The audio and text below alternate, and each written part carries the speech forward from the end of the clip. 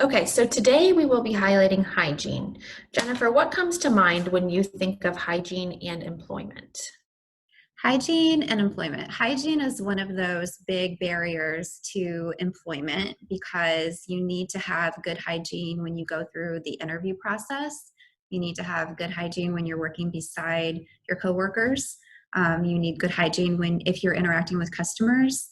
I often tell very qualified people who are seeking jobs that hygiene is important because it is how we make a first impression. It is how we make impressions in general. Within our culture, it is expected that people bathe and wear deodorant and look like they're clean. And even if that's not something that somebody wants to do, it's a really important part of being able to keep a job.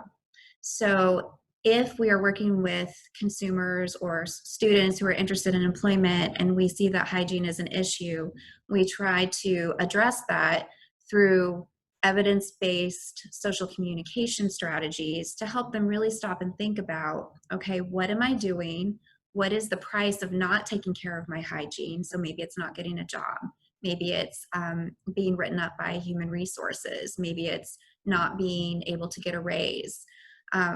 And breaking down that hygiene is more than just somebody telling you that you need to do it. Hygiene has a purpose, and hygiene can work in your favor or it can not work in your favor. So correcting hygiene is often more complicated than just telling somebody you should do this or you need to do this. But once hygiene is addressed and someone has that under control in a way that feels comfortable to them, then it's really not something that we even think about. You know, when you're working with someone, you don't think about hygiene until you smell someone or you notice dirty fingernails. So once someone has hygiene addressed within their life, then it's pretty much they just get to keep moving forward and we don't have to talk about it again. Could you give me an example of how someone could have good hygiene in the workplace? Sure. So, it depends on many times we'll talk about hygiene in the workplace as you have your basics. So, taking a shower or a bath and wearing deodorant are some big things, making sure that you're really washing your hair. Those are things that just help people want to be around you when you don't smell. But we might have to address hygiene a little more deeply if people are in a customer service position or if they're handling food. Then we might have to take a deeper dive into the details of hygiene, like creating good protocol for hand washing. And with COVID-19, hygiene is even more important.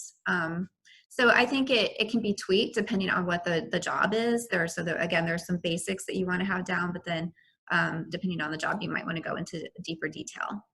What are some consequences that occur when hygiene is not taken seriously Mhm. in Well, employment? as I mentioned earlier, you can definitely find yourself in the human resources office.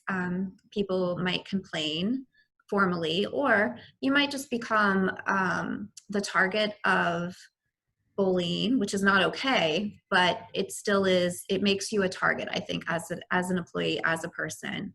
Um, and so the consequences are lower self-confidence, lower self-esteem, or just feeling uncomfortable around your coworkers. But also, consequences of hygiene mean that people might not want to be around you.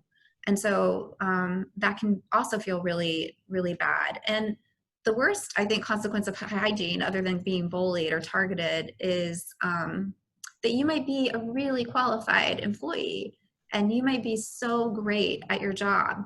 But I have seen people who are exceptional employees and have amazing skill sets who cannot either get through an interview or keep a job because they will not, or they do not yet know how to use good hygiene in their daily habits.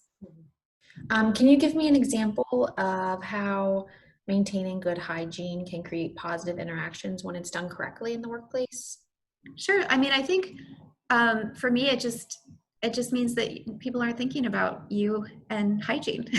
I think hygiene is one of those things. If you can just take care of it, then you can just move through your day, and people will interact with you in a normal fashion, and you don't have to worry about getting in trouble, or whether or not you're offending someone, or whether or not someone is talking about you because of hygiene related issues.